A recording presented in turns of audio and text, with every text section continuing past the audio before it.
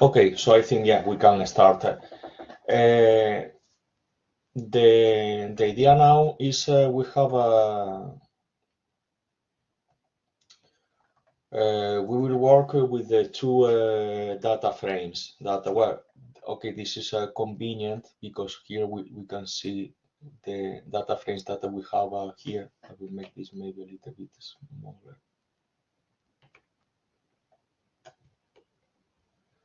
So you see that in our folder, we have a data set called surveys and a data set called species. So what we will do now is we will load both databases and we will work with them and we will see how we can join these databases. When I talk about join, if you have worked with SQL, you may know that there are, when you do a query and you need to use several tables, you need to join these tables and then run the query. I'm pretty sure that in R there should be something similar, but well, now we are learning Python and Pandas, so let's do it. In just remember, in case that you have opened this, you need to do import pandas as pd. Also, because I'm like working in an interactive session, let's say, and pandas have been already loaded. But tomorrow we will see how to create a Python script. So when we create a script, every time that we run the script, this runs, let's say, from scratch. So at the begin, it's a good practice at the beginning of the script, put the libraries that you want to load, and then you continue with that. Well, this is in case that you haven't done it before. Import pandas, and now what we will do is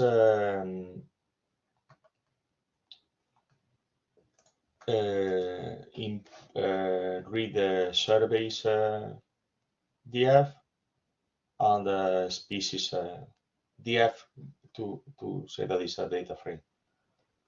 So well, let's repeat again just to remember how it works. Surveys df pt.read underscore csv.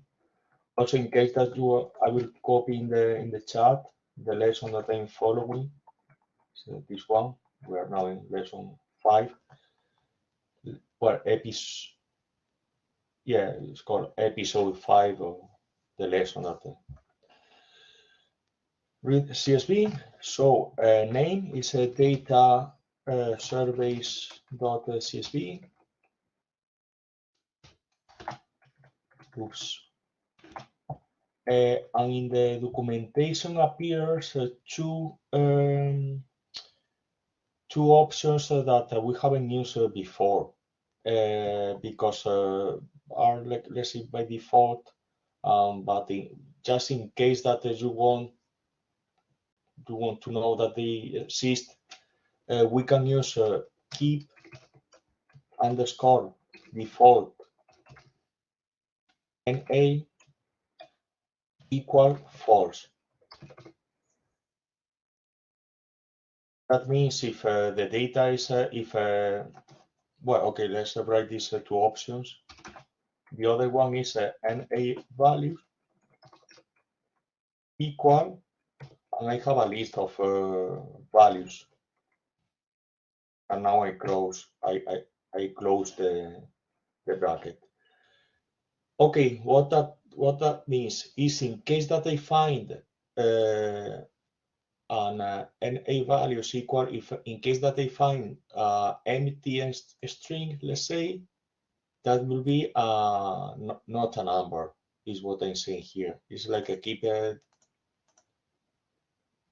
default NA false. So here I'm specifying. This is useful, for instance, imagine that I'm reading values. Imagine that if you find the value minus 9999 is not a number. So you can specify that in that list, and when you read the CSV file, it will include that as not a number.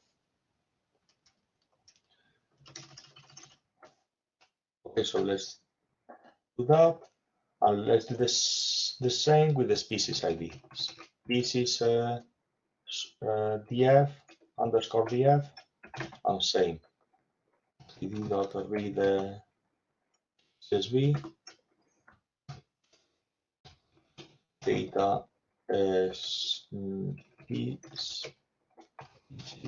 CSV.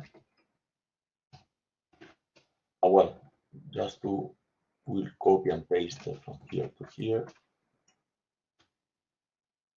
And now if we do surveys df, we get this, and if we do the other one that is species df,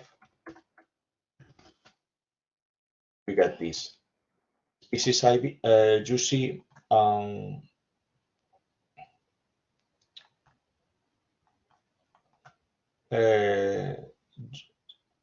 you can see that you have here, you have in the table, in the surveys data frame table, I think could be called both, you have the species ID, you have this, actually, yeah, this ID. But when we go to the species data frame, you see that also they have a species ID, but you have more information. You have the taxa, species, and the genus of all of these.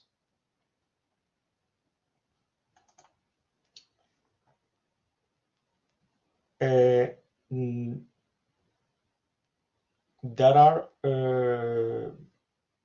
okay, here there are two parts. One is concatenated data frames, and the other one is a join. Let's start with the concatenate data frames. So to play with that, what we will do is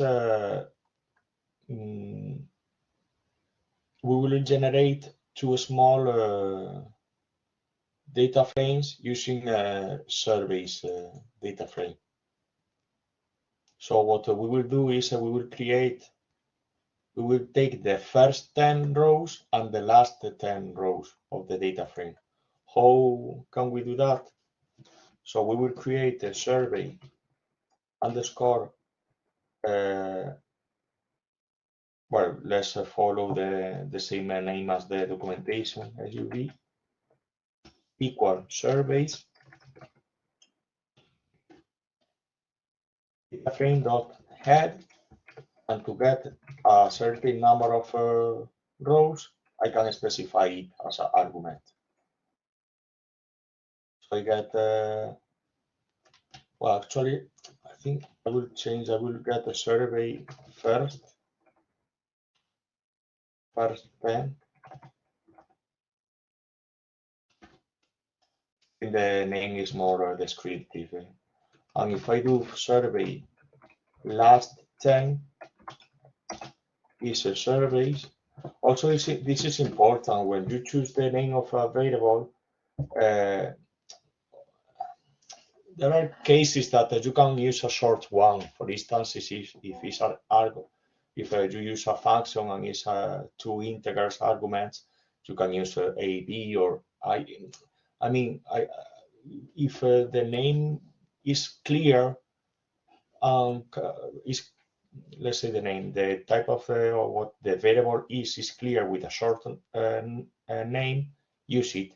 But for instance, in this case that I wanted to use, even it is in the documentation, like a survey sub last, is not that descriptive. For me, for instance, it's more descriptive using a survey first 10, survey last 10. So that's the, rather than using, I could have used S1, S2, but this is not descriptive enough. So if I do use a good variable name, is like you can save in documentation. Okay, so there's head and last 10. So in that case, I should get, yeah, I should get that.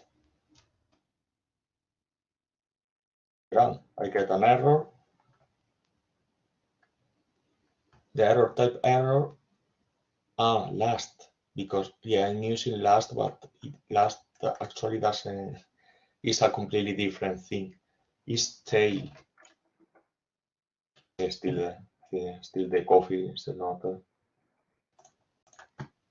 Yeah, so it's head and tail. Grand. Okay, so now I can have a look and see if this is okay. Survey 10, I get 10. The first 10, 77. Cool. Okay, seems good. Surveys last 10. I get the. We were talking before about the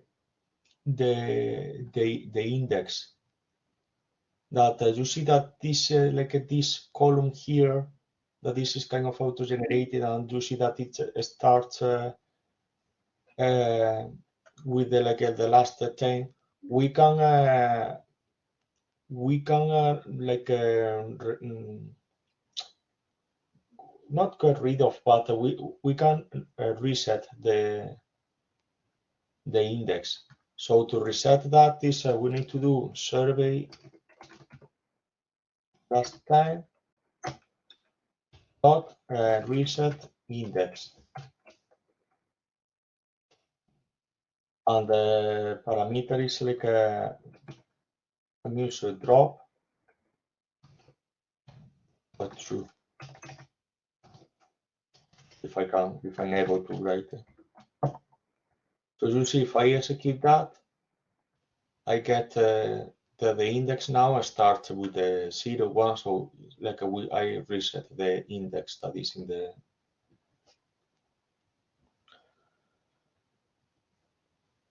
Cool. Okay, so I have two data sets. Now I want to merge them. Oh, well, they said here, let's use the concatenate them. So to concatenate them, I can use, I can either, let's see if I can explain myself. I can put like a one on top of the other, so I will get 20 rows, but also I can concatenate that in a like rather than vertically, horizontally, and I can get I think are 9 columns. I will get 18 columns. So we will start and we will well, we will call them like a vertical underscore. Oops, I don't know what I underscore stack equal PD. So I use the function that is in the Pandas library, and it's called concat from concatenate. Concat, and I will I will need it to where the first argument will be a list of the data frames that I want to use. So we use surveys first 10, surveys last 10. So this is the list. This is the first argument. The second one is the axis that I want to use. So I will use the axis 0. That means that I will. Yeah, I always get confused with this. And axis equals 0 means that one will be on top of the other one. So if I execute that, and now I print a vertical stack,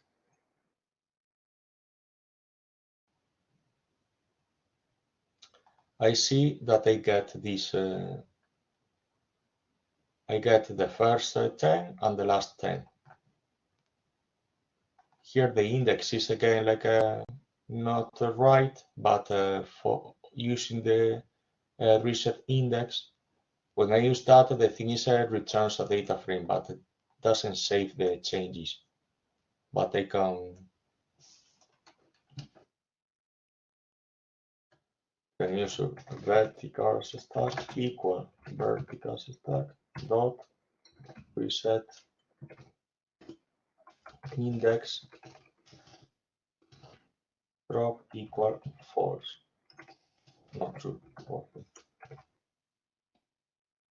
And now if I print vertical stack, okay, I get a 19.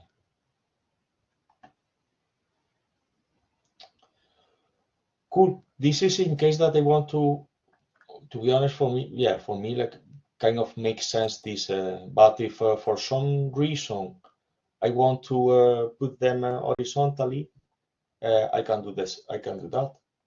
I can do horizontal underscore.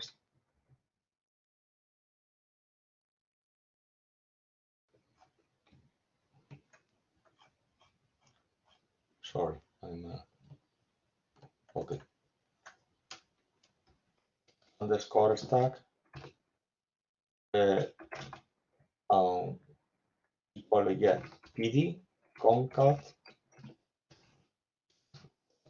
and again the list of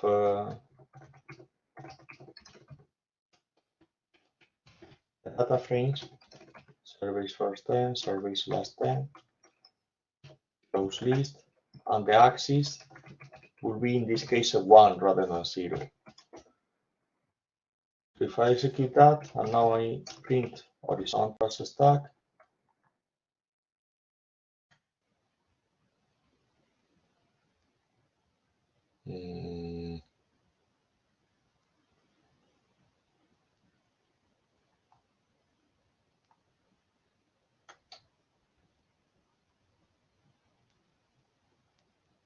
something is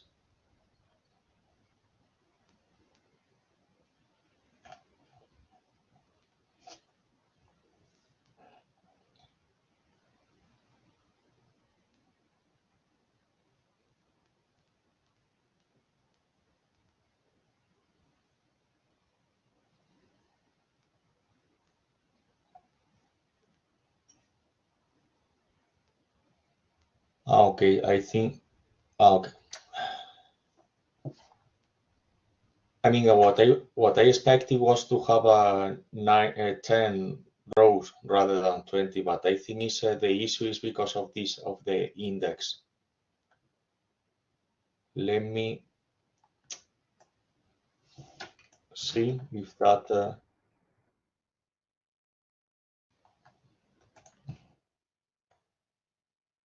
So what I will do is I will get the first 10 and the last 10, but I will get rid of this annoying index. Well, annoying. There is a okay, now it works. So the thing is, yeah, I was taking the index, so I was creating like a mess, to be honest. Now, well, anyway, the table doesn't make that much sense, but in case that for some reason we want to do that, we can concatenate them horizontally. This is to concatenate data frames. That to concatenate data frames should have like the same structure, in terms of like the same columns, of the same number of rows. But what if we want to join the data frames? Why we want to join the data frames? Again, I will show. I will do surveys vf data head and the species I f dot head.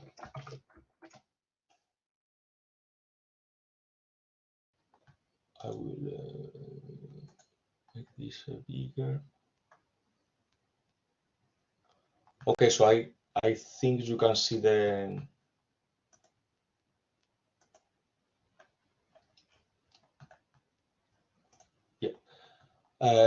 you can see the surveys and species, and you see that like the structure of each. in surveys we have the species ID, but we don't know anything about the taxa, the species, the genus. So what we can do is we can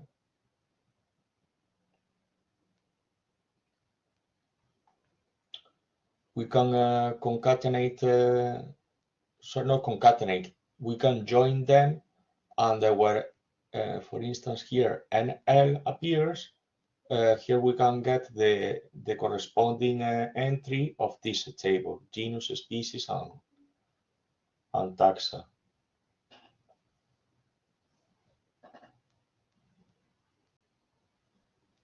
I see a question there that is like we have two instances now of the columns. So, okay. I think you mean about this.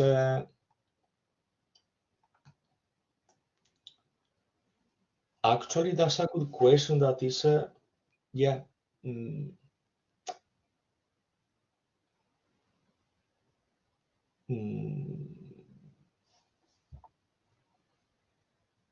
I don't know if that gets the. Let me, because this is horizontal stack.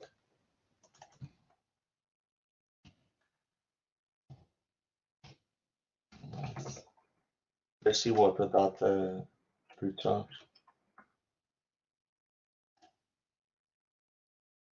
Okay, it seems that's a good question, and actually, I don't know the answer. I mean, the thing is, like, to be honest, I'm not pretty sure. I mean, if someone has the answer, please.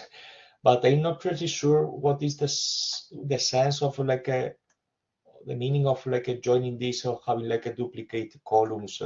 For me, it makes more sense this join, this vertical, not join, sorry, this vertical concatenation that you can see. You can keep the same column and you get the values that is July and December. Well, 7 and 12, but this one doesn't make, seems that exactly you get month and you get two columns with the same number, sorry, with the same name. So, yeah, it's not, yeah, it's not clear. But yeah, it's a good question. Not sure how we can get a different, sorry. Okay, so to join the table, so we will see what we will use. So what we will use rather than pd.concat, that this is the one that we have used before here, we will use merge. And also we will use a inner join. Later I will explain what is that, but just to first I will run the sample and then I can explain better. So it's a merge inner. Inner means that, for instance, here the species ID should be included in this. So for instance, we are having an L, so here we have the corresponding. If we don't have any entry here in service that the species ID is AB, so we don't consider that. But we will see this better with an example. So we have a pd.merge, and I need to specify because when I'm merging I will merge a data frame that will be on the left and a data frame that will be on the right. So these are the arguments that I need to specify. So left is equal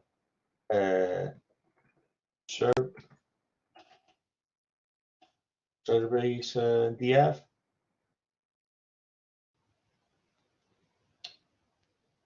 what is done. Okay, so in the sample user first survey first 10. On the right, we will use a species. We can use the whole data set, that's fine. But to merge, we need to specify the key that is common in both the tables. What is the key that is common in both tables? Species ID. We have here species ID in table surveys, and in table species, we have the same key. So we specify is a left underscore on equal and the name species ID,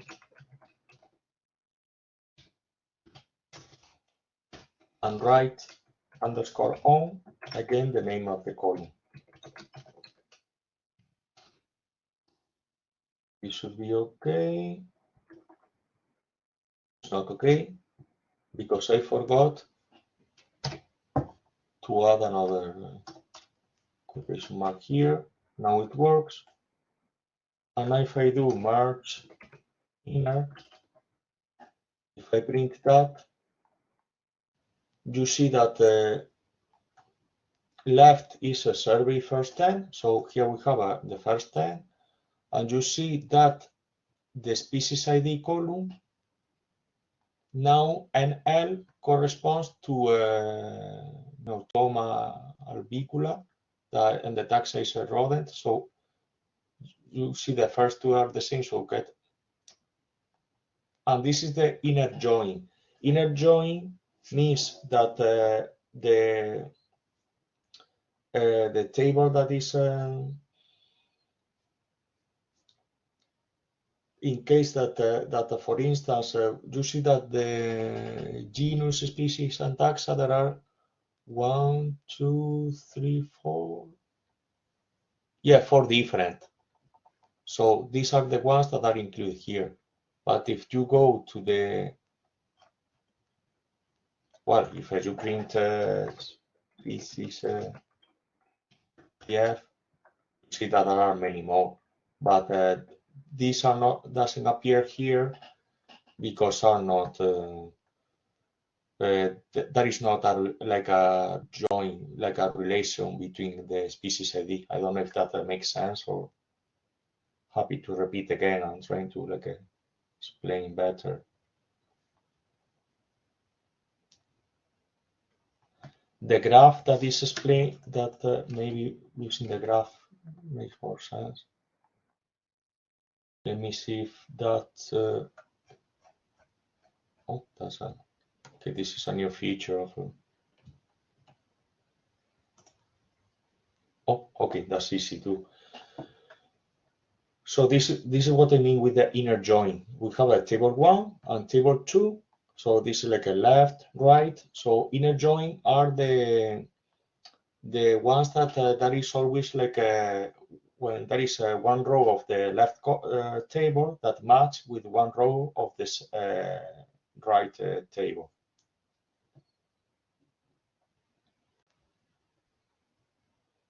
So this is what we have done.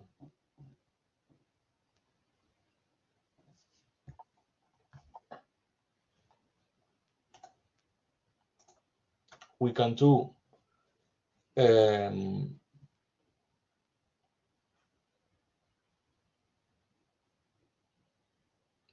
me check. This is the inner join, but also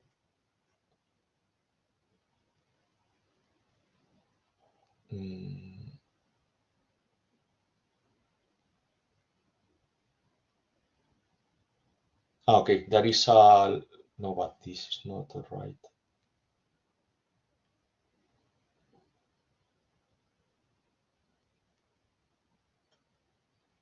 There is also another one that is this, we have seen inner join, and we have also the one that we will learn now is the left join. The left join is the table 1 will be like without any change, and we will get all of the elements that there is like a match with the table 2. So we will see that in for instance, when we use a species ID, in case that in some cases we have a entry that is a null, that will not be a match. So the rest of the column of the, let's say, the table 2 will contain null values. Let's explain this with an example.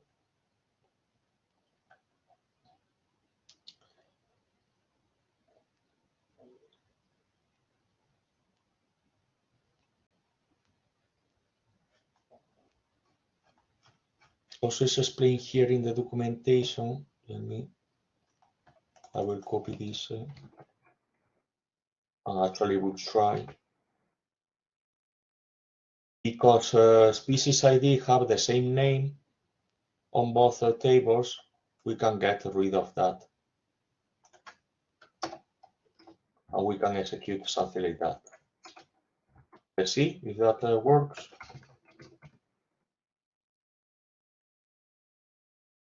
Yes, it works. Why? Because in both tables, they have only one species ID. Let's say they have only one common column. In the case that this is not true, or in the case that the names are different, we need to specify the names of the.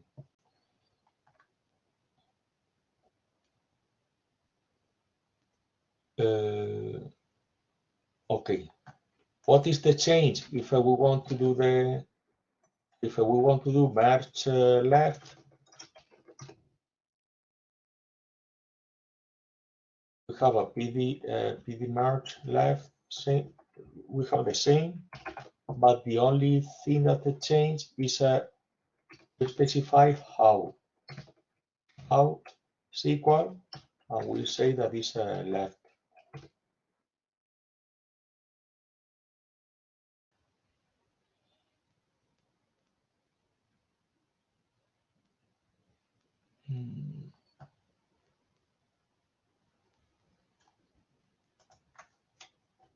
I think in this case it works.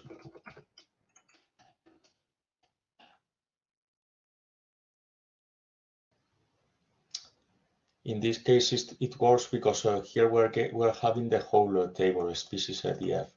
The thing is, we need to do a species.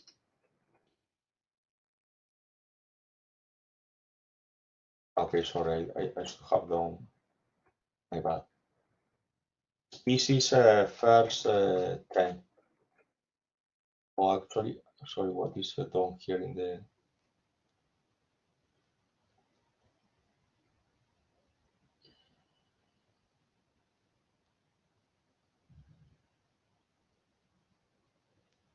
Okay, you read the species hubs. Okay, for this example, they use a species serve subset that this is in the location and disk. My bad. So we need to do pd dot read csv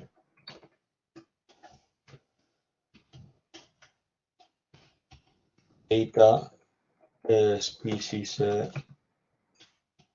subset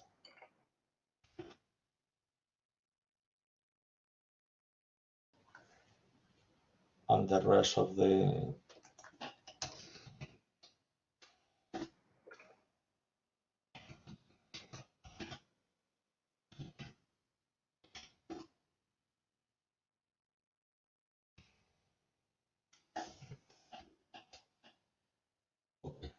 Let's repeat that.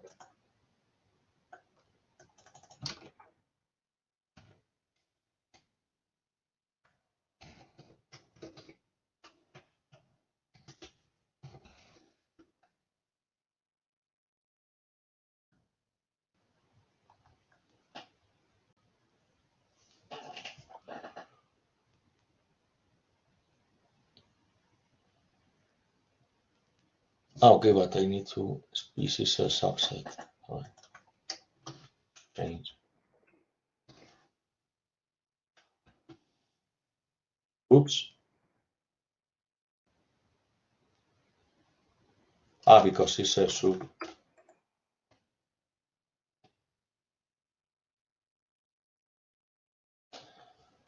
Okay, you see now that there is a, because the thing is, if we print species subset, sorry, species sub, we only have 3 species. We have this one, and this one. We have 3. But in our original table, we have a 4. We have an L, DM, PF, PE, but here PF is missing. That's why when we do the inner join, we join using the species ID that are in both tables. So we have a table of, well, here a table of 3. The other one that is on the left is a table of 10 elements, 10 rows, sorry. So when we merge, we get this, this is the inner join. The thing is that when we repeat the same with the left, I will copy this here, merge left, PD merge left, the table, the survey table that it has 10 rows, right, species sub, row left, and now if I do merge, you see that the table contains 9 columns, so contains the same columns, sorry, 9 columns. Yeah, after lunch I don't, 9 rows, 10 rows, so the first 10 rows, so contains the same, but in case that there is no a match, you see that these 3 are null, not a number, and the same with this. Do you understand the difference between inner join and left join?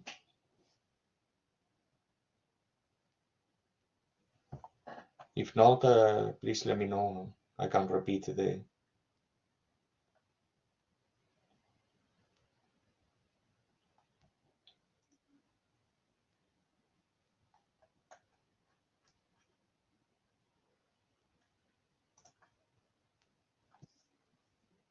Okay, so I will, yeah, I will just to like to summarize of like this difference. I will use this. We have inner join, so we have 2 tables. We have the table that is surveys and the table that is species ID species.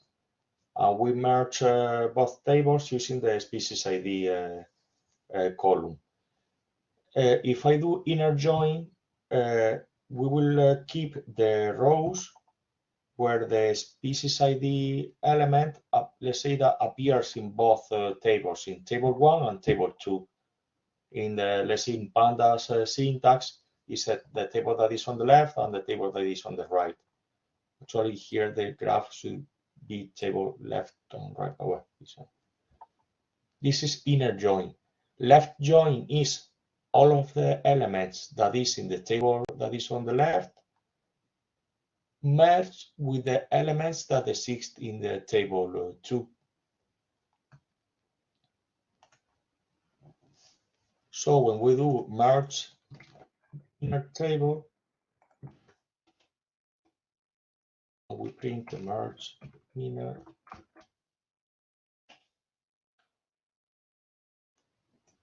It's a species sub. Sorry again. You see that we have 8 rows rather than 10. Why? Because the table that is the table here, that is the table that is on the right, only has NL, DM, and P. The table that is on the left also contains PF, but because there is not a match with the table that is on the right, these rows are discarded. Also, thanks. I'm sorry, I was talking and I didn't. I executed this part. What I said is like if we print this table first time, you see that in the species ID I have NL, DM, PF, and PE. I have 4 different species ID.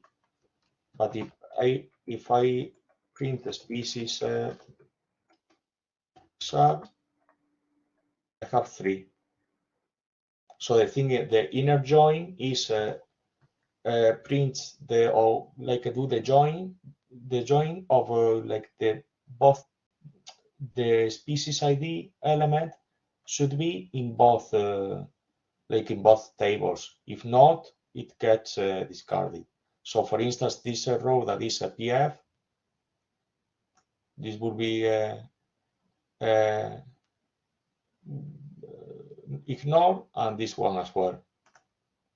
So when we go to the merge, we see that we contain only the elements that are in both tables, the species IDs that are in both tables.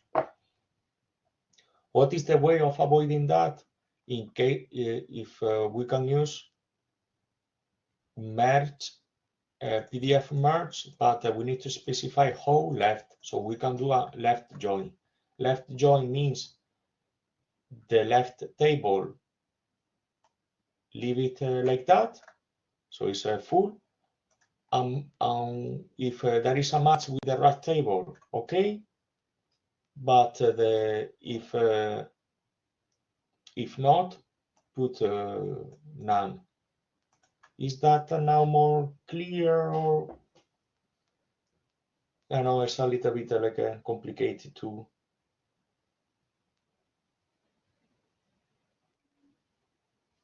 Yeah, grand.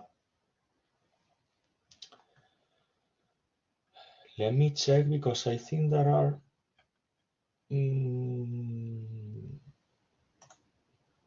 Okay, let's do a quick exercise to see if that. So the exercise is. We have joined. Okay, just to make. I'll do this, and we have done the left. Is here. So following that, do the same using surveys and plots. So using another table, and you can see the yeah, just do that and let me know how it goes. I added another exercise that if you finish the first one, you can start with the second exercise, that is joining the contents of the surveys and species tables. And then you need to calculate and plot the distribution of taxa by plot and taxa by sex by plot.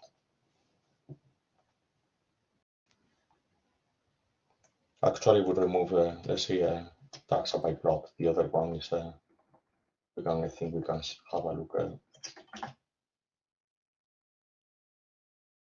tomorrow, or well, later today. So again, like a trend of saving exercises for later.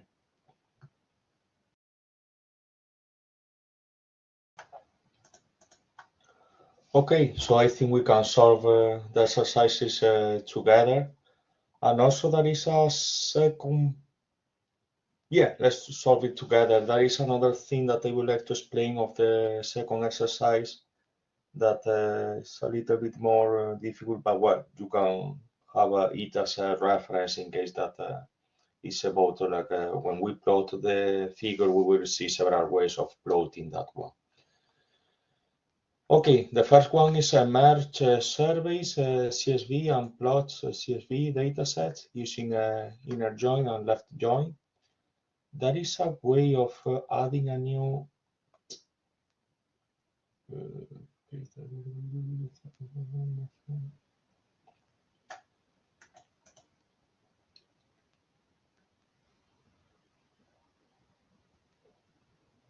yeah, I don't remember, has been ages. I paste cells below.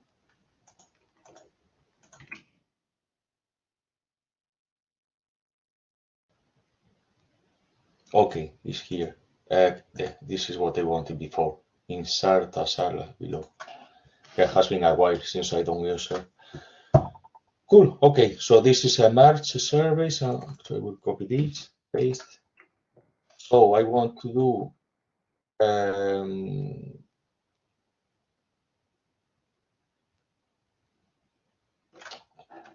merge surveys plots. Okay, this is the variable that I will use, and what I will do is pb.merge left equal. I will use the smaller survey first time, and the right will be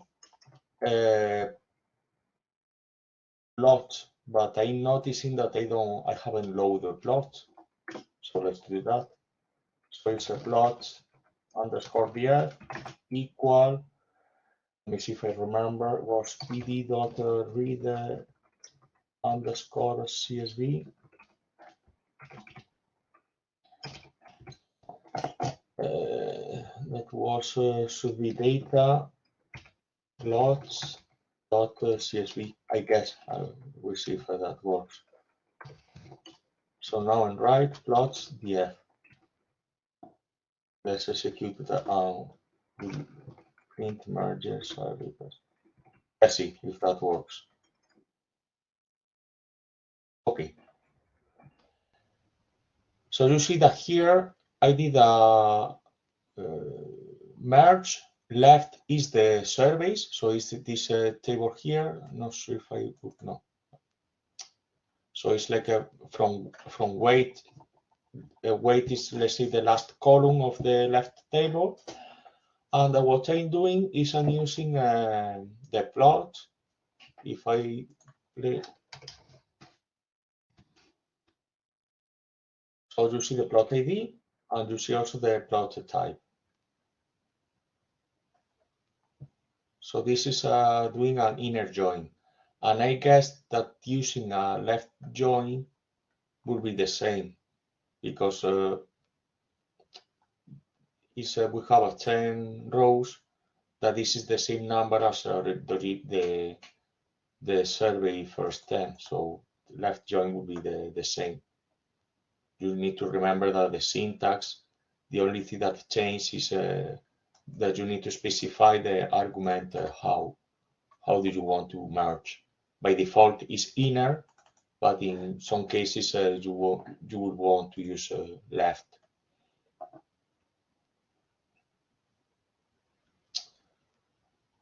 Okay, so what is the second exercise?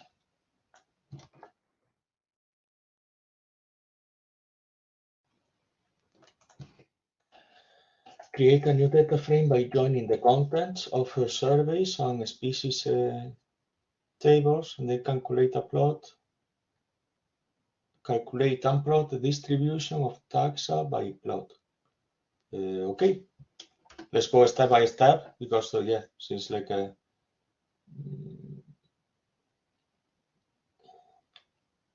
I need to join. Okay, well, first so is merge surveys species equal pd.merge. So will be left is equal species df, right, not the species, surveys, sorry.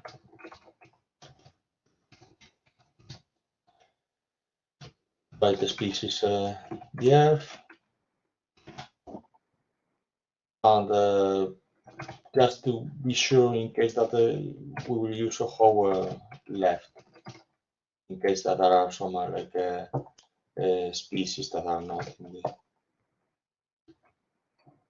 Let's check that everything is okay. Service species. Oh, yeah, it's like you see that is. Well, so for instance, in a species ID, here is a none, so it's like actually, yeah, that's for instance that this row doesn't make that much sense to, so you can even get rid of that. But well, let's leave it like that. So okay, so now okay, we have this here. We have the first part. Now the second part. Calculate and plot the distribution of taxa by plot. So if we didn't merge this, we won't be able to calculate this second, but once that this is merged, we can use this column taxa to do the group by. So group by is, we need to use merge. I mean, this is another data set. It's like a longer, rather than have 9 columns, we have a 12, but this is the same. I mean, the same would be the same. So what we need to do is to do a group by. Group by, and they said that plot and taxa. So I guess that we need to group by plot ID and taxa.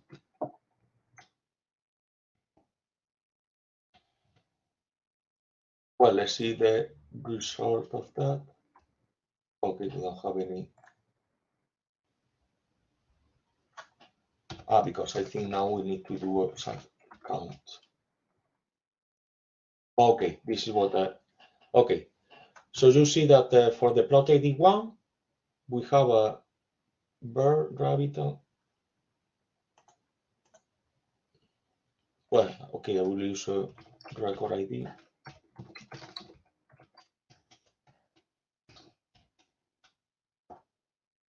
Yeah, I'm just considering one column.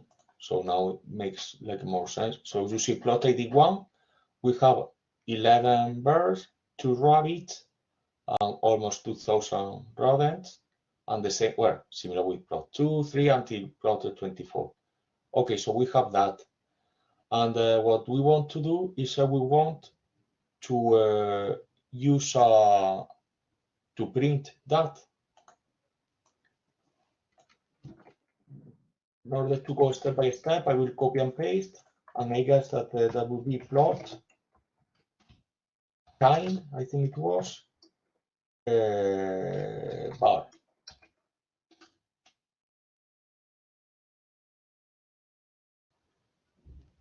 Okay, so I got something that doesn't look quite right.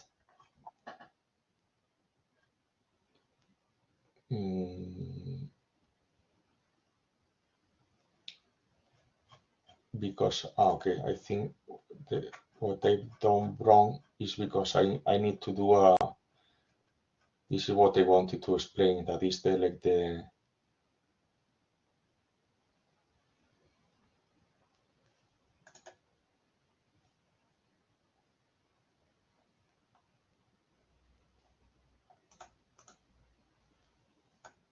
no, okay,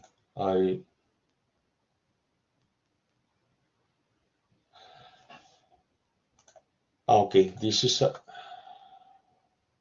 sorry, this is not the way of, I mean, we will use this way, but with this way, I will explain the second.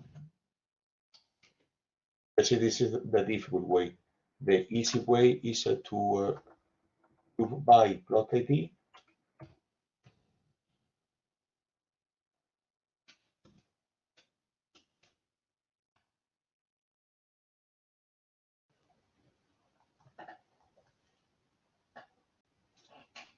No, but this not count. This here what I get for each plot ID, I get the number of animals. But what I want is the taxa, the number of taxa of different. If you remember, you can use n unique.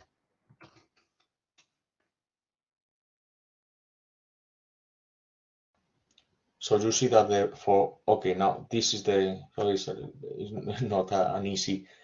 you have 24 plots. For the first one, you have 3 different animals. For the second one, you have 4, 3, 2, 3, 3, 4. So you have a minimum of 2, a maximum of 4. Most of them they have a 3. So this is what we wanted to do. This is let's say the simple way. This is like how many different taxa we have per plot, but also we can do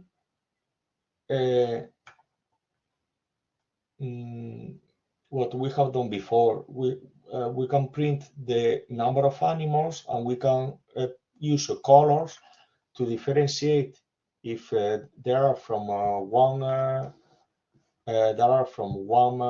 taxa or the other one. How we can do that?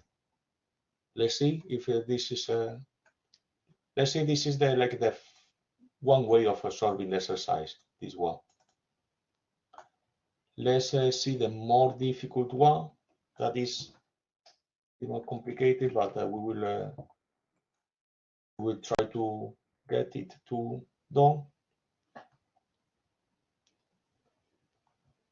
The thing is, let's forget about that.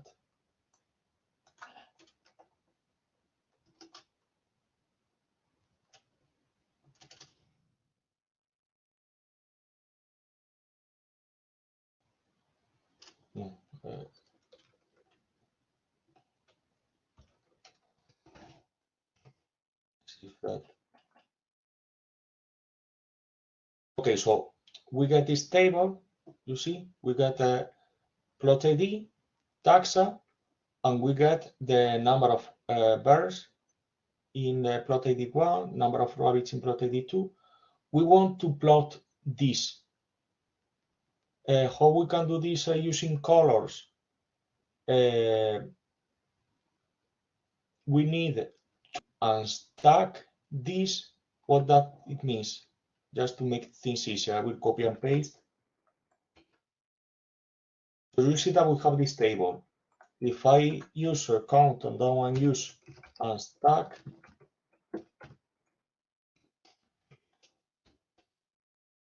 I get a different table. You see the difference? You see that I have plot ID, taxa, and the numbers. But what I do is I can use taxa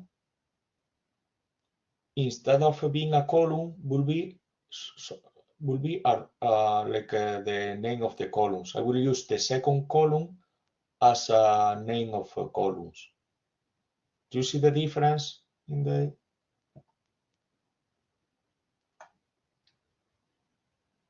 So now I can print this table. And to print the table, I need to use plot. Okay, I will copy and paste again in order not to. This is what I do. Let's go step by step. Plot and kind bar.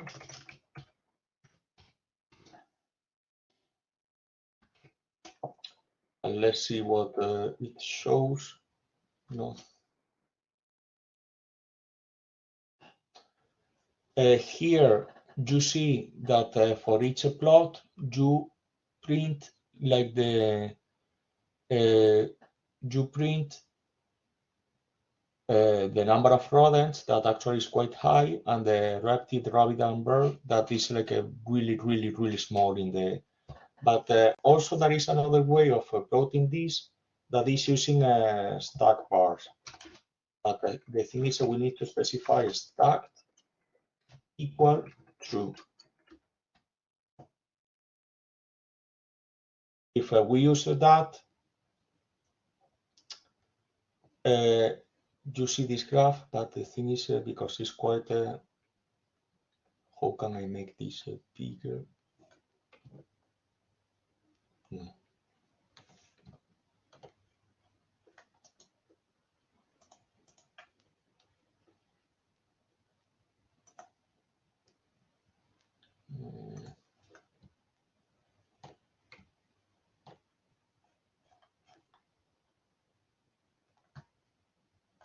I mean, I'm not sure if you can see that like in the bottom, you can see that like different colors, but actually are pretty small. But you see that well, the dominant taxa is a rodent in all the 24 plots. Yeah, thanks. But yeah, I admit that this is like a very long and difficult to understand, but this is just to show like what we can do regarding plotting and so first we have a merge, service and species. We have grouped by two different columns, plot ID and taxa. We got record ID we got the count. We use unstack to move from this type of table to this one, and then we plot, and we use bar and we use stack. That means that these 4 elements appears in the same column. And also I didn't mention here you can put you can set the title of the plot. Also you can the title of the graph. You can set font size, the x-axis, y-axis. You can set a lot of parameters that I haven't explained it before, but later I think after the break we will have we will see more plotting. And let me check if there is something else, if I can. Oh no, sorry, it's here. Yeah, I think actually is that.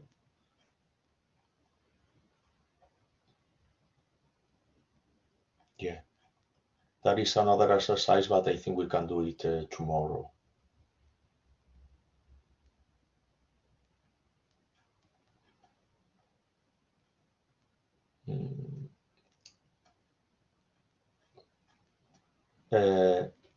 Okay, I think now I'm checking the lesson. I think we can do it tomorrow. I can once that we are on ARCHER2, we can run a script to work with the files. And my advice, like what we will do after the break is to see how we can play with the plotting using plot9. That this is one the library that one of the libraries that we can use. And let's see the one that is by default or the most used is matplotlib.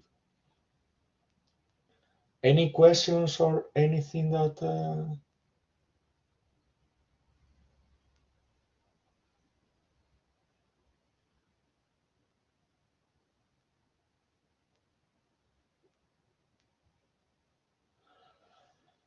Also, let me share okay, before we are going for a break.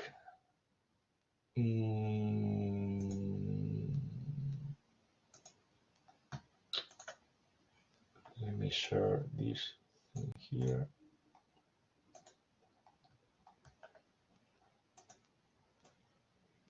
Well, maybe we can move this like that. Let's see if that works. Yeah.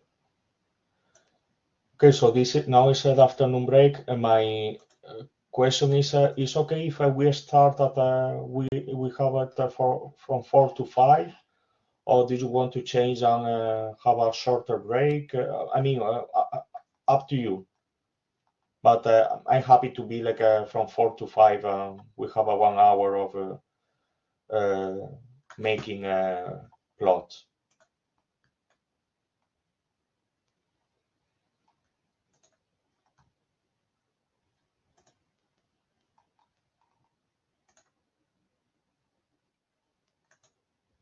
Yeah. Okay. So yeah, let's follow the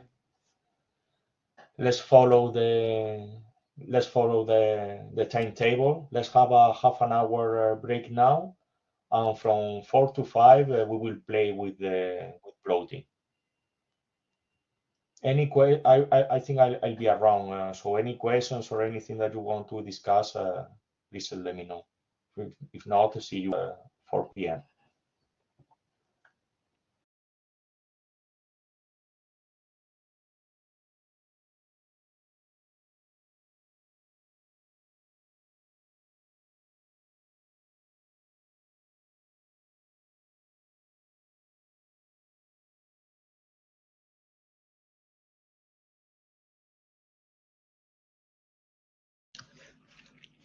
I have a very quick question, maybe a bit technical. Yes, please. Since we are now using the Jupyter notebook, it's kind of straightforward just to type because you opened a new Python notebook and then I assume you are already working on Python language or coding, whatever it's called. But when you're using the terminal, for instance, since everything looks black, way of saying, how do I know that I am already typing Python code instead of Linux, if that makes sense? Or that makes sense, and this is also, I mean, I'm glad that you asked this question because this is a thing that well, I will answer and I will do a comment later about it as well. okay. Here we are using Python in an interactive mode. Is what you said. You have a notebook, you type, you see the results, etc.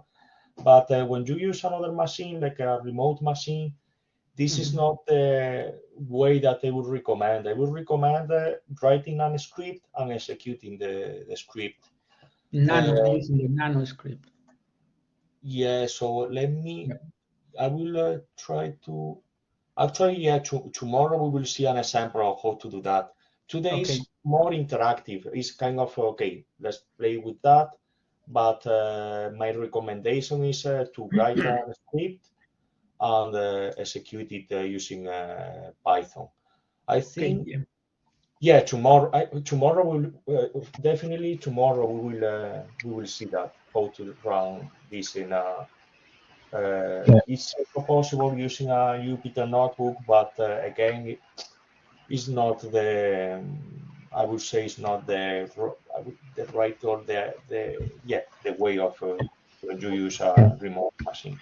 Yeah. Yeah, just to jump in quickly, sorry, just to say yes, I will be showing that directly tomorrow. I'll be logged into a terminal. I'll be using a terminal on ARCHER2, and I'll show everyone then how you can write a Python script and then execute it. It could probably be something small, just something like "Hello World," just to show the principle of how writing and running a script works. Yeah. And then after that, we'll go on to the more advanced, how to run it as a job, as we call it, on the back end, to run non-interactively. Yeah. Okay, that makes a lot of sense because I'm normally when you're using these interfaces, sometimes when you go back and trying to do like what I would call now like a normal job, like using terminal, whatever, then you kind of struggle on how to set up like the environment that you had before. But yeah, you answered my question. I'm looking forward to see that tomorrow. Yeah, thank you very much.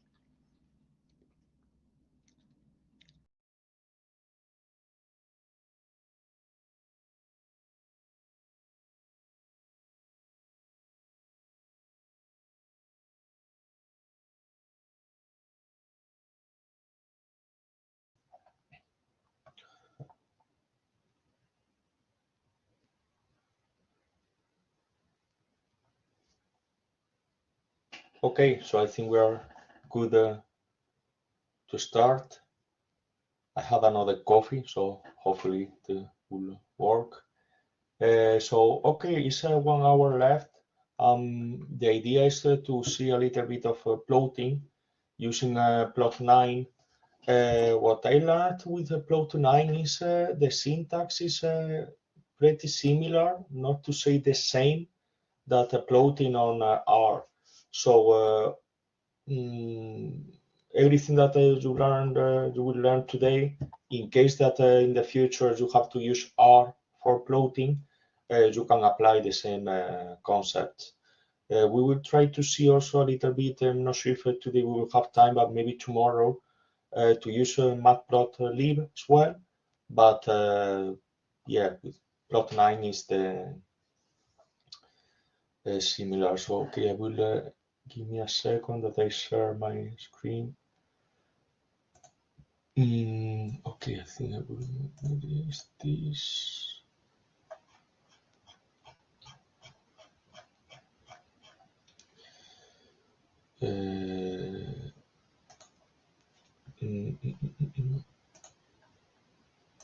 No, sure, not this. Sure.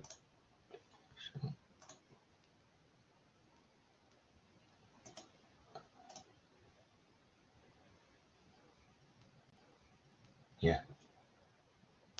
And now this guy here.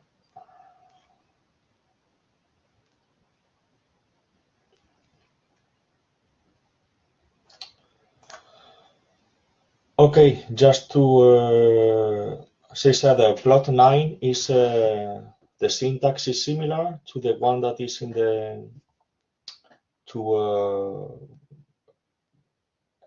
R when we do some plotting. Okay, first of all, we need to load one thing that took me a while to install.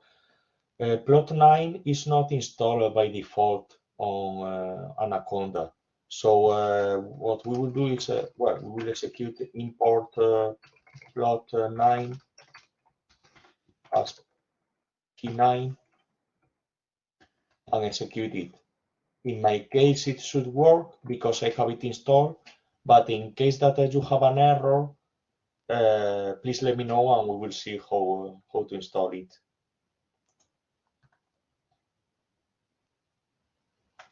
What I did, let me check if I can share. No, there you go.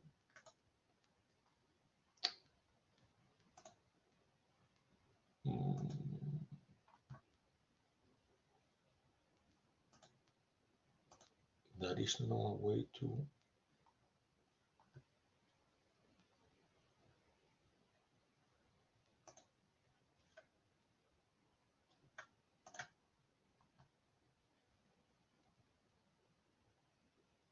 Okay.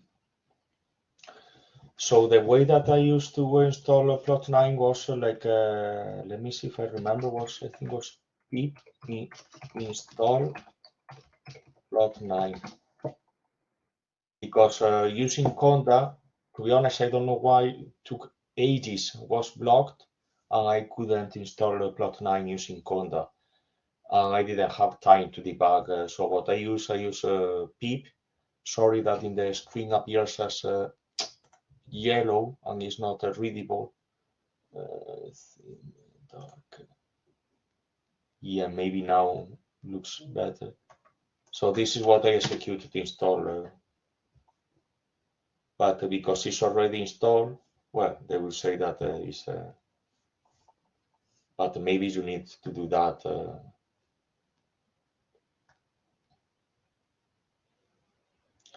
And before was a comment of using Python in the command line. Here, if we type a Python, we get a command line like that. So here we can use print hello world. Oops. But yeah, we will see more like that tomorrow when we use ARCHER2. Cool. So let's everything. I guess everything. Sorry, everyone has a plot9 installed. I will make this. I think it's more readable if it's like a light. Oops.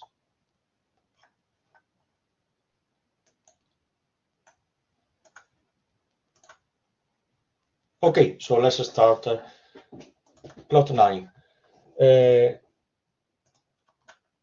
And what we will use is we will use the surveys data set, but without the NAs. So what we will do is we will do a surveys underscore complete db.read underscore CSV. We can either use the file that we have saved before, that I think is called service complete. We can either use this file, or in case that we want to use the original file, we can do that.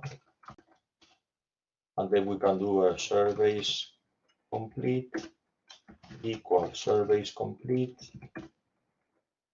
dot drop NA. In order, now if we execute surveys complete,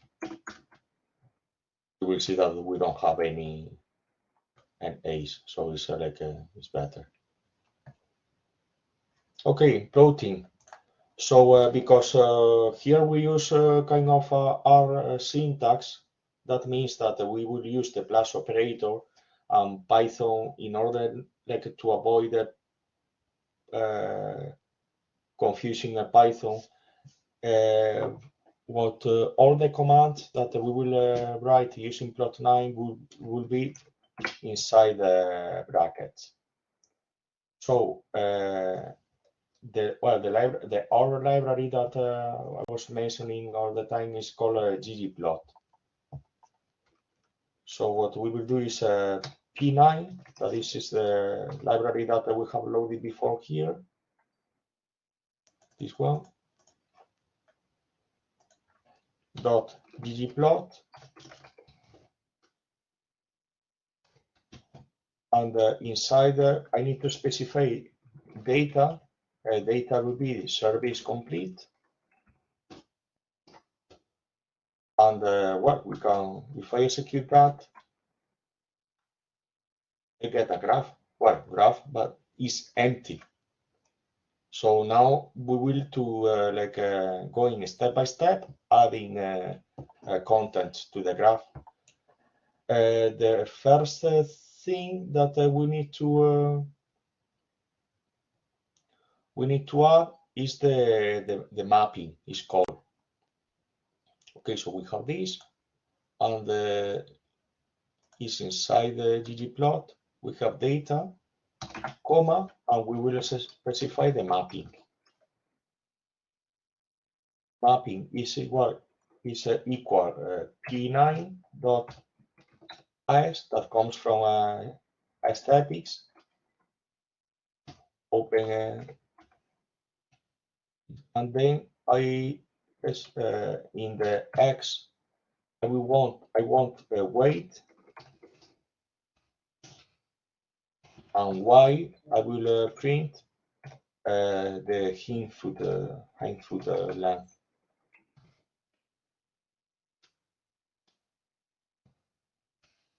Because of what we want to do here is to see if to check it, we will use a scatter plot and see if there is any a relation between the weight and hindfoot length. So well, this is a way of that we can use this. So and now if I execute enter, nice. So we have the weight here in the X, and in the Y we have a hindfoot length. But you see that the graph is empty, because we need to we make this a little bit smaller. We need to specify also what we will in this case we will use a point to plot the data. So for that we will add here also to make this more readable. I see that it's done, yeah, like that. And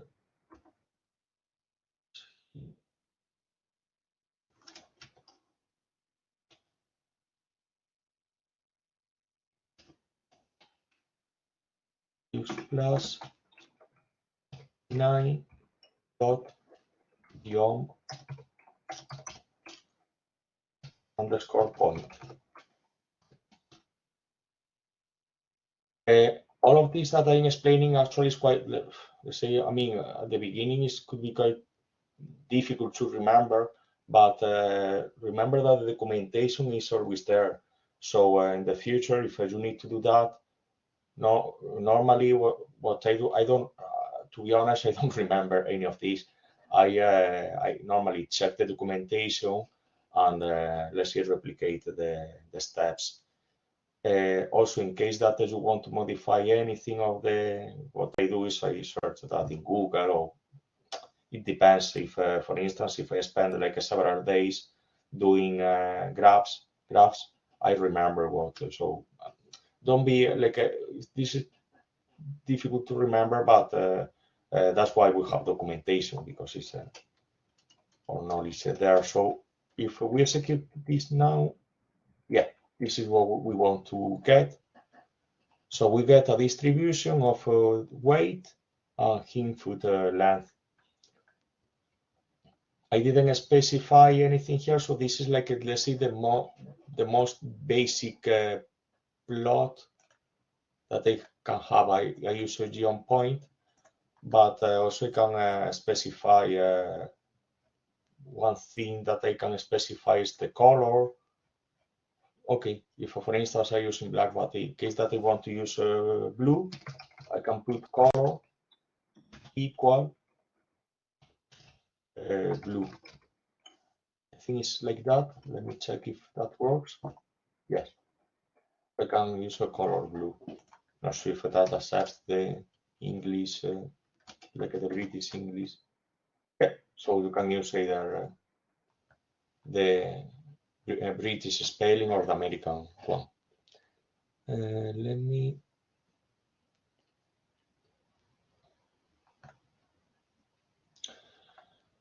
What else we can do? There is another option in the geom point. We can use alpha. Alpha is the transparency level. So we can use an alpha equal, I don't know, 0.5, let's say. I don't remember what. So you see that, well, if we use 0.1, you see that the points are like way more transparent. So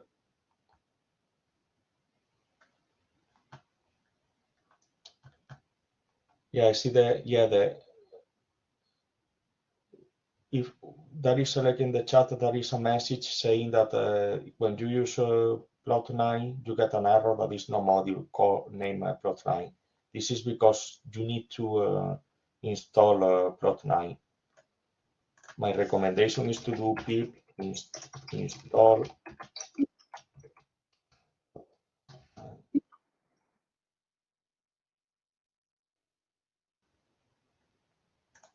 another is. What do you mean the previous one, like the without any of these? So I will copy and paste.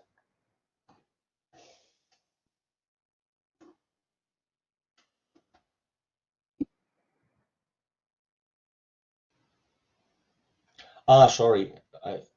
Yeah, this is what I did. Sorry, I didn't. Yeah.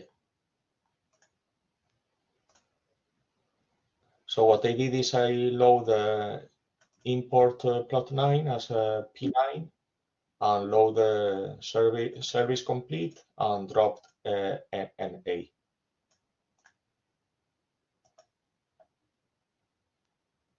I will copy that in the chat in case that.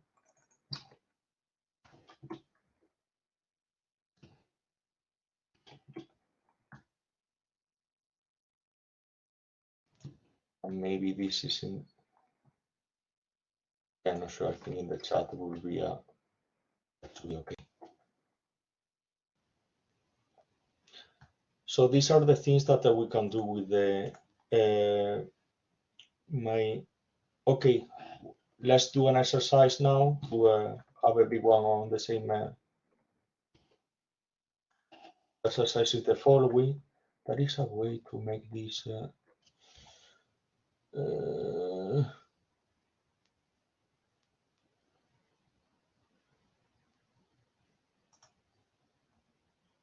Okay, let's make this like a comment maybe.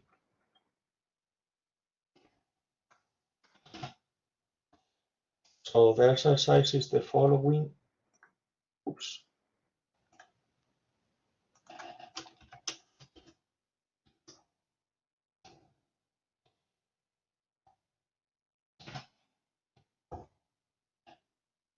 So working on the survey's complete data set, use the plot ID.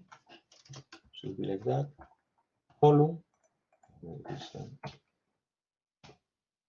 Create a bar plot that counts the number of records for each plot.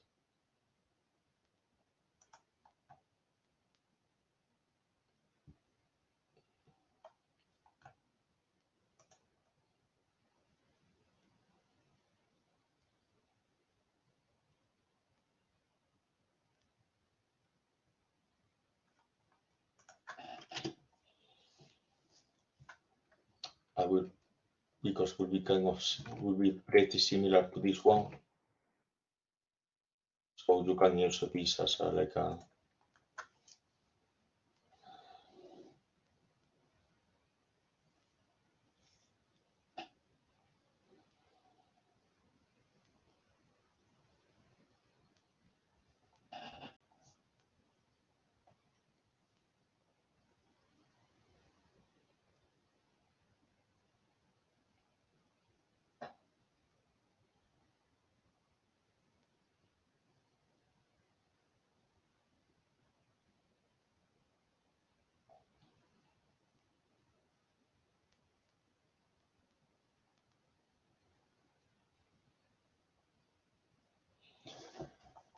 this. Check the documentation of this.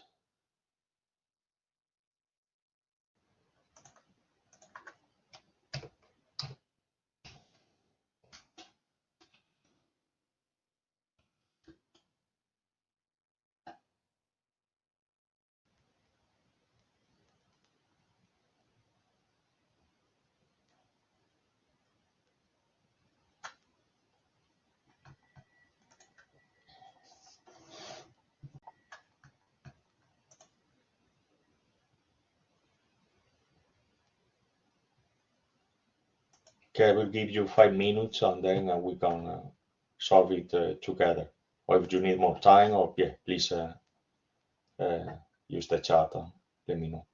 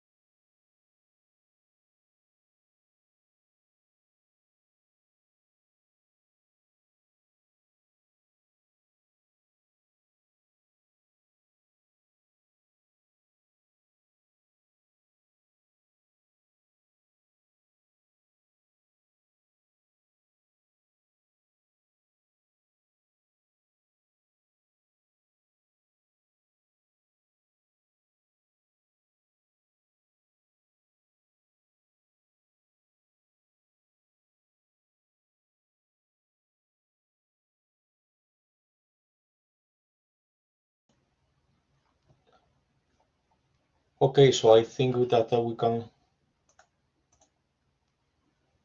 solve together the exercise, if that's okay. So I will comment that as well.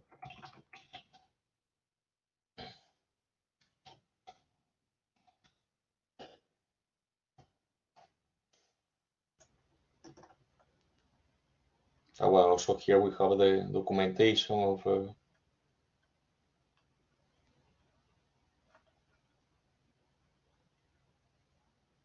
the values that we can use. There is a size, line type, field, color, alpha.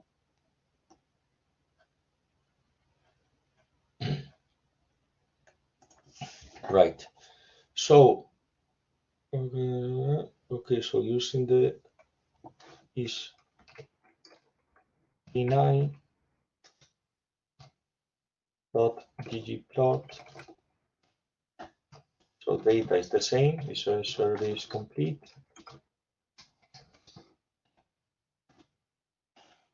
Mapping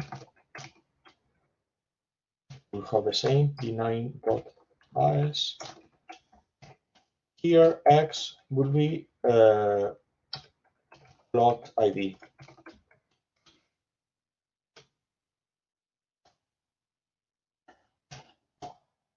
And we don't specify Y because Y will be the count of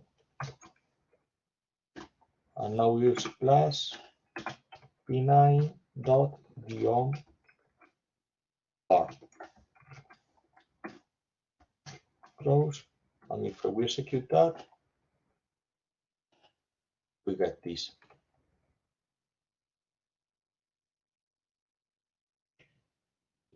Or maybe a little bit.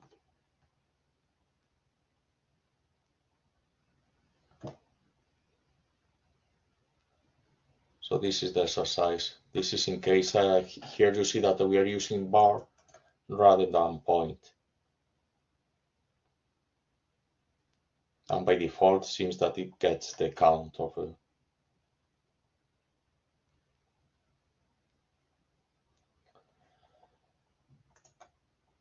but you see that the graph is different to the one that we will get if in case that we use pandas and plot. So in this case, you can choose the one that looks best. So up to you.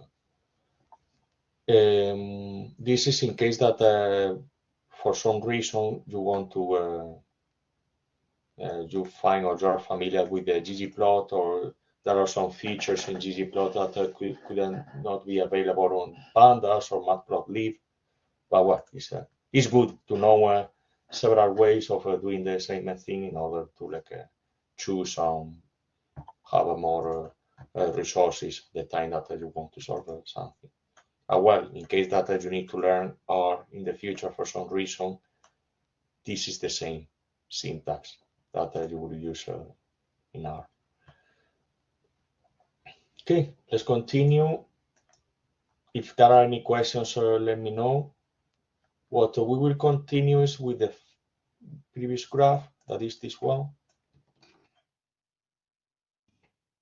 But we can see that we can use we have this, and also another thing that we can do, because we have specified here x, y, and also we can specify here to print the different colors of the point according to the species ID. How we can do that? We have x, y, and also we can add color. Color equal species ID. And just with one thing, you can see the graph that now you see that for NL, I think is that color. You see this distribution and this, so you get like a better. What I will do is I will put like a alpha equals 0.3, for instance. Yeah. And now maybe 0.5. Yeah, and you see the changes that we have done. We have a weight on the bottom, but also we can change the label of the x-axis. How we can do that? We can add a plus p9 dot xlab. So we can say weight in grams.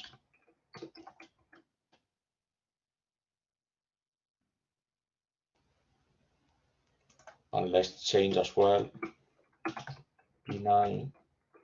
I guess that would be ylab.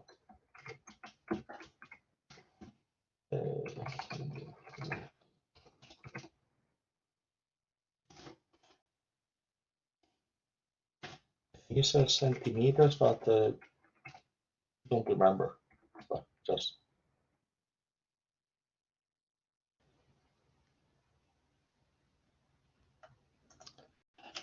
let me try. I'm not sure about that. P9 dot title, let's say.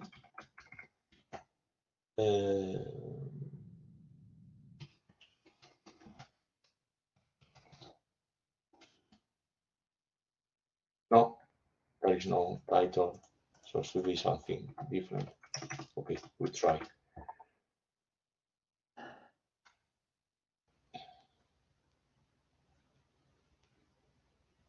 Okay, what else we can do? If in case that there is also, we can modify, if we want, the scale of the x-axis using a logarithmic one. The way of doing that is plus p9 dot scale x underscore log 10.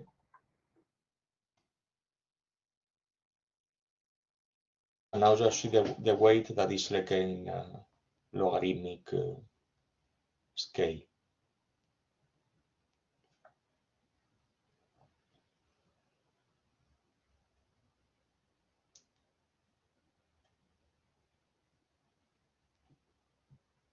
What I said before, that in case that for some reason you want to change the font size a little bit more compact, well, it's a p9 dot theme, and here you can use a text equal p9 dot element underscore text size equal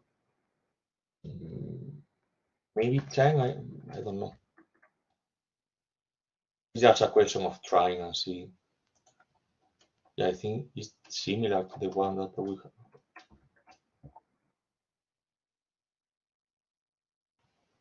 Yeah, for instance, I feel like that we can. So I mean, my advice on that is like first print, or let's say generate a basic plot, and then you start like building up the, okay, I will change the x and y labels. Okay, cool, done. So I will change the colors. I will change the font. I will maybe make this a little bit bigger. I will so keep like getting adding more. Keep customizing the graph, and once that you are happy, so you can save it. We will see at the end of today how we can save the graph of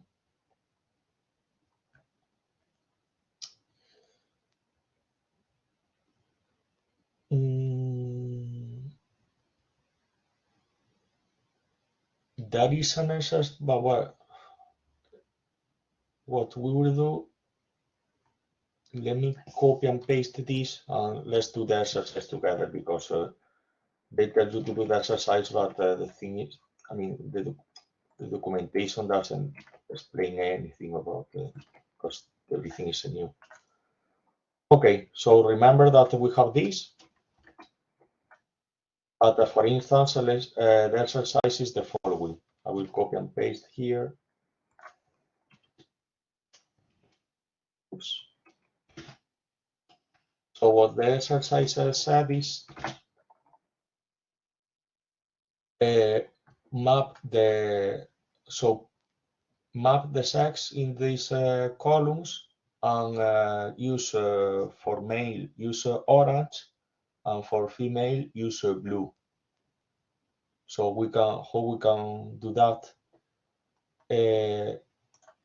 When we use the aesthetic, we have X is plotted, but also we can use the option fill equal sex. We'll see the output of this. Well, we see that we have the same graph and two different colors. What the exercise tells you is to use for female was blue and for male orange manually. The thing is you need to read the documentation to see how this is done, but okay, let's go. So it's a P9, so the waves use scale, and you have all of these options. So it's a fill,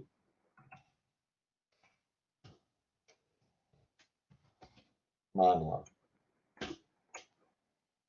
And here you have to give a list of colors that will be blue and will be orange. Like that. Let's see if that works. Okay. So now you get what they ask you to do with the exercise. We can apply what we have learned before, was p9 dot was x lab equal plot id p9 dot y lab count. Yeah, the fusion can is the same. Okay, you get something that is like more.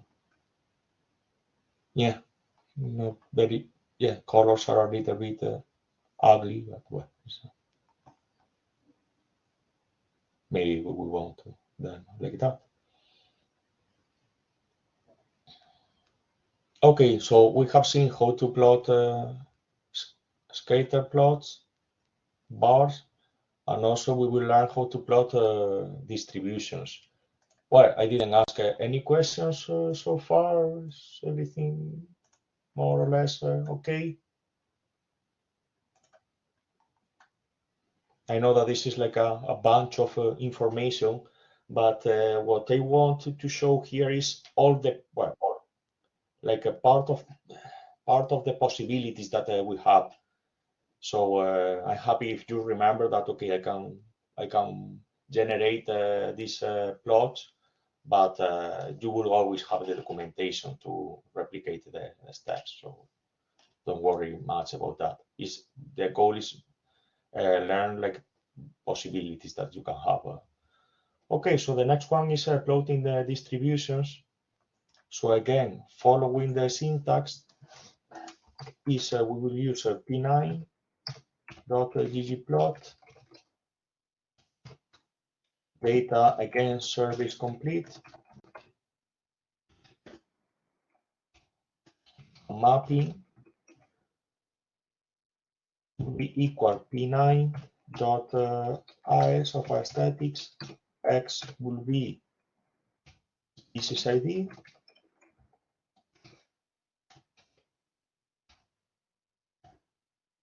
Y will be weight. So what we will have is a distribution of the weight depending on the species ID that we have. And I need to use P9, geom.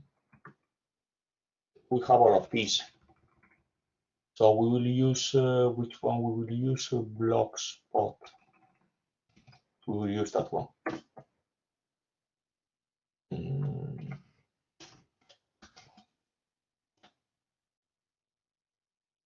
Okay. So this is what we want to do. Is like for each species ID, we get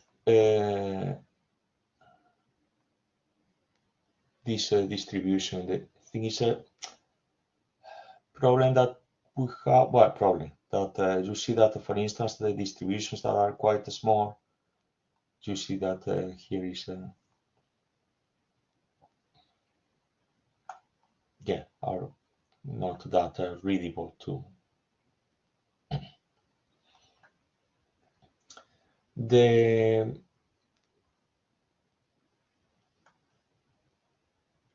We get this, but there is in the documentation, there is a way, because we get for each species ID, we have the distribution, but we don't know exactly how many observations we have for each species ID, and we can add them to the. So a way is, I will copy and paste. So we can add a second. In the same graph, we can print two different, let's say, geometrical figures, geometrical point. Not sure if we have maybe figures. We can use a P9 geom Jupyter.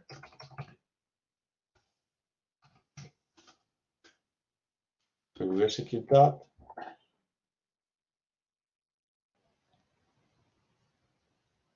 You see this, but yeah, it's not that clear. So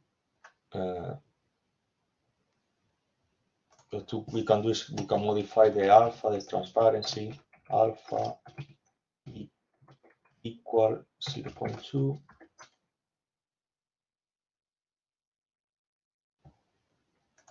I bet this make it like a, or even also changing the color, maybe color equal.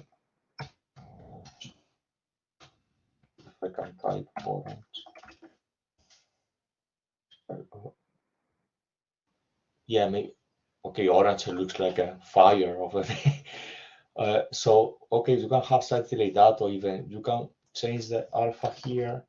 So that's the thing that, for instance, you have the distribution and you can start playing around with the, to see how it looks like. Okay, yeah, it's an alpha of the, yeah, so. Yeah, I like how it, yeah, I like how it looks.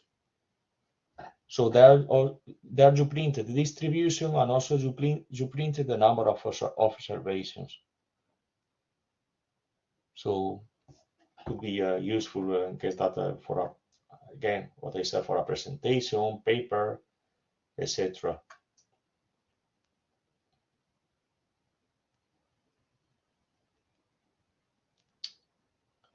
There is a small exercise. We'll copy this here. I will give you 5 minutes to play around. The exercise is this. I will copy paste here. So use rather than box plot, use a violin plot.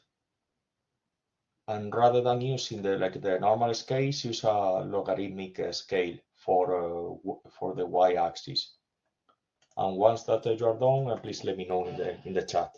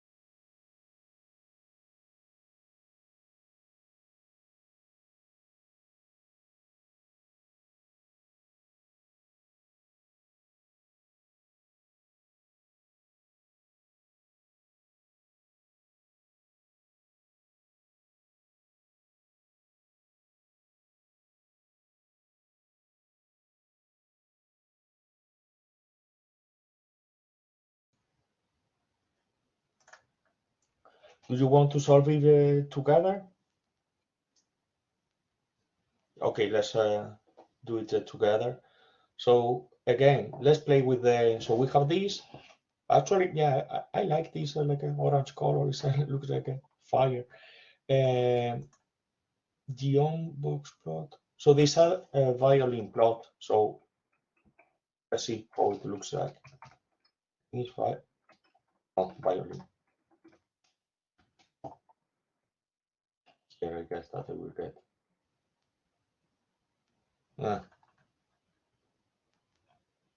It looks okay. I guess that it will look better once that we use this scale. That I don't. Okay, let's see if I remember. I think it was how was B9 dot A1 from 10. I'm not sure if this is the, but well, that's the thing. It's like just Okay, so this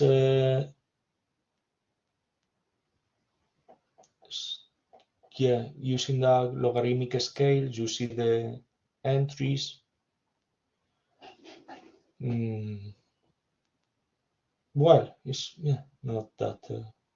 To be honest, I prefer this box plot rather than. But yeah, it's also up to. Depends. Maybe in other graphs looks better, but in this one, I don't know. I'm not.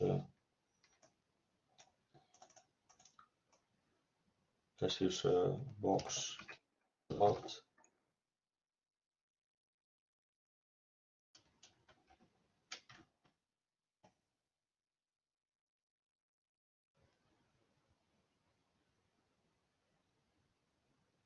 Yeah, this. Yeah.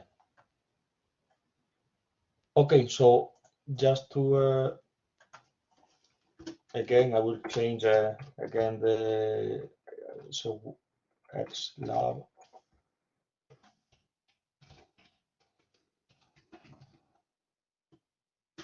9 dot y lab.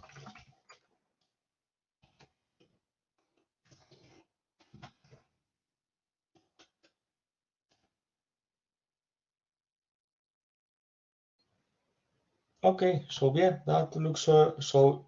Let's say that we're happy with this.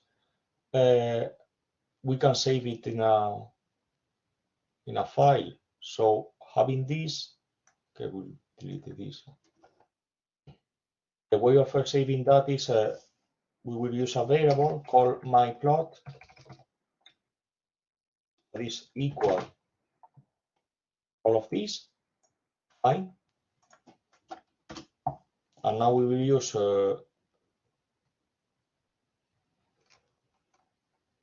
my plot dot save. I think it will. I have the feeling that it will fail, but well, we'll see.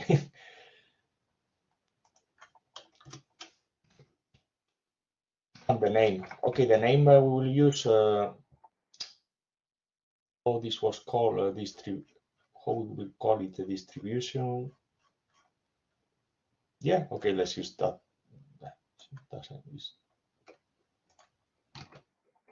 Distribution dot png, and I can choose the size as well. Either I can use a 10. I will use 350. Height 10. And the DPI 300. Okay.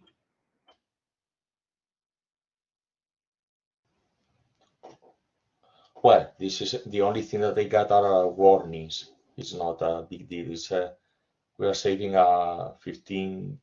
So this is like the format of the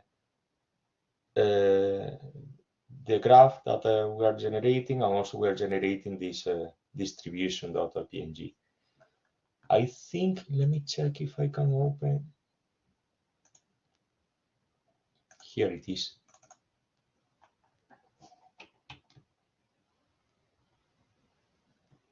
Wow, okay, this is like because I'm using, let me check what is the size of, it's not here.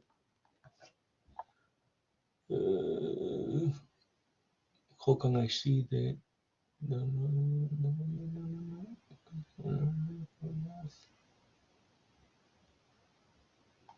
yeah, I want to see the size of I will. Okay, it's 1.3 megabytes. Okay, so actually it's quite big. So you can see maybe, but you see the serial size of the picture. I think if I do Control C.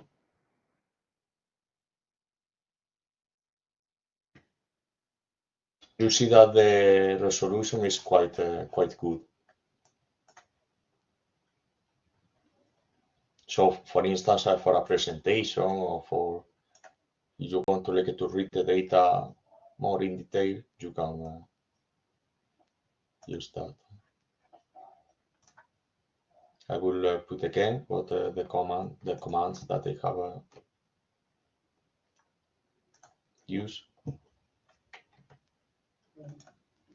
Again, it's like this plot. I save it in my plot, and then I use my plot.save. I choose the format, PNG, size, for instance, this one, and the resolution. I think the PI is dots per inch. I don't know.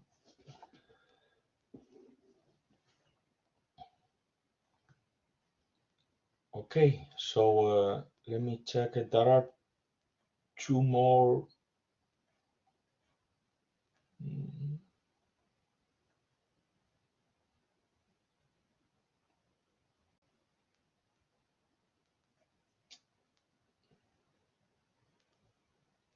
Let me see it. Okay, I think we have a. There is a. Well, we can. Not sure if we will have a time, or maybe it's like a. I mean, there are two other types of graphs that, but maybe we can explain them tomorrow and call it a day, because it's our 8 minutes until 5. So, and maybe leaves this like a time for questions, or if you want to discuss anything. Well, okay, one thing that I wanted to share with you is this. Here in the day one, we have a. I will copy this here. Today I cannot. So here, if not now, later today, quick feedback means like, I don't know what you like or dislike of what we have learned today. And suggestions for day 2, because the plan tomorrow is to learn how to log in on ARCHER2 and do all of this there, like rather than using Jupyter lab, in case that, for instance, we want to process, because today we are working with, let's say, toy samples, but could be samples that are like way bigger, and we need like a more, either more storage, or they will take more time to generate them. So we can use ARCHER2. So I will double say, yeah. So the idea is to also, for instance, if you are interested in seeing more plotting, tomorrow we can spend more time of plotting. If also tomorrow we will see about the databases, how to connect to a small database, local database, and how can we play with that database. So we have several options.